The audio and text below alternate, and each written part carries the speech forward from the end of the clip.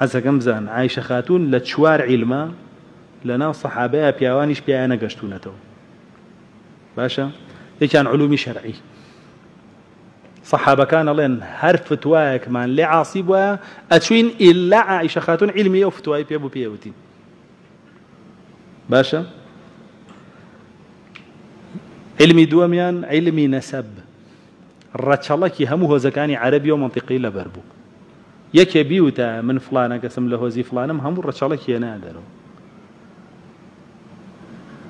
عەرەب لە جاهیلیەتی شاشانازی بە نەسەبی خۆیەوە کرد لای خۆشمان لە کوردەواریە ماوەیە باو وەر کەسێ حەو پشتی خۆی بزانێ پێڵێ لە 6 ساڵیە ئەوە عەسڵە وا نەبوو جا بۆیە زۆر جار یەکتریمان تاقی کردەوە لە کۆڵان ئادەی حەو پشتی خۆ بڵێ ئەگەر نەیزانی بەخوا عەسڵنی لە شوێنێکە لای یاوە وابوو بەڵام ئێستا کێ گوێیە بە حەو پشتی خۆی کێ توانێ حەو پشتی خۆی بڵێ وەڵای زۆر کەم گورە نەک لە 6 ساڵی لە 6 ساڵیە ناتوانێ بیڵە جاری وایە 6 نا 60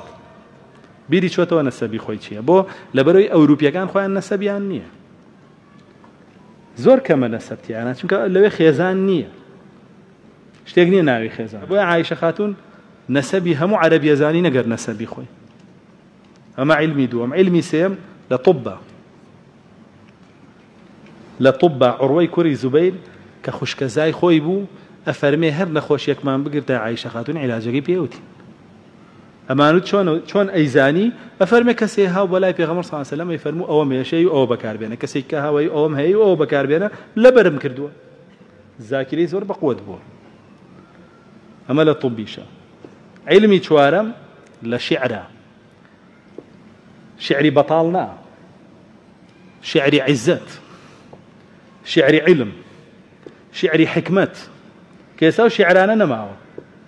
هەرسەی کوردی خۆمان کە لە دوای پیرەمێردەوە ئەو شیعرانە نەم وایە نەماوە کێ نووسێ لەبارەی شیعری حکمەتەوە شیعری زانستەوە شیعری عیزەتەوە کێ نووسێ لەو بارەوە ناما تەواو چونکە دین نەما کە دین نەما ئەویش ڕۆی هیچ جوانیەکیان نەهێشتەوە بەچی نەیان هێشتەوە دینەکەیان لێسەندین ئەگەر دین هەبووە هەموو جوانیەکانە بوون